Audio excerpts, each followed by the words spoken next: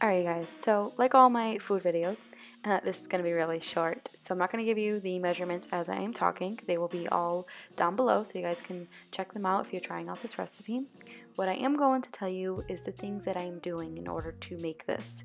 So I am starting with the butter and the sugar together, and I am just mixing them around so you get this kind of consistency. It's kind of thick, a little fluffy. And then after that, you do want to add in your flour and all your wet ingredients. You want to fluff up the butter and the sugar first. I feel like the batter is a lot easier to work with when you do that step first.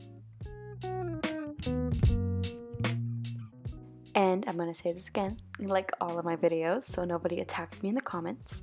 But yes, I do not want to own a blender. I prefer to do it the old-fashioned way, only because I'm not a fan of blenders and I only bake once every couple months. Lately I've been baking a lot because I've been doing these food videos for you guys, but I only make this stuff like around the holidays.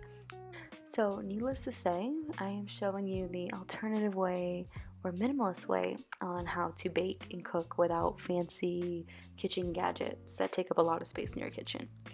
Another little tip I want to tell you guys when making this is that you want to add the chocolate chips last. If you want to add everything in a bowl together, it's just going to be so much harder to mix around. And I've tried to put the chocolate chips in with everything that I was doing because, you know, me trying to save time, little did I know the flour made my chocolate chips look really white, and the consistency wasn't as thick as it comes out like this. So do the chocolate chips last. So with this recipe, you guys do have options on which way you want to eat this. Again, you can eat this as like I'm doing right now, with it being just raw cookie dough. I like to put it in a little glass jar like this, and sometimes I like to add it into my little vegan ice cream I make, so I kind of make like a vegan cookie dough ice cream. Sometimes I just eat it like this if I'm having one of those sugar rushes and I just want something now. I don't advise you to eat it all the time because it is not the healthiest thing, but it is safe. So, you know, there's no salmonella, there's nothing in it. And another option you guys have is you can just simply bake them. You can bake them for 12 to 15 minutes, depending on whether you like them soft or hard. Me personally, I like to have them undercooked, so sometimes I put them in for 11 minutes, let them cool down, and they're really, really soft and doughy. And again, you can store this in the fridge for at least 7 to 12 days and it will be perfectly fine.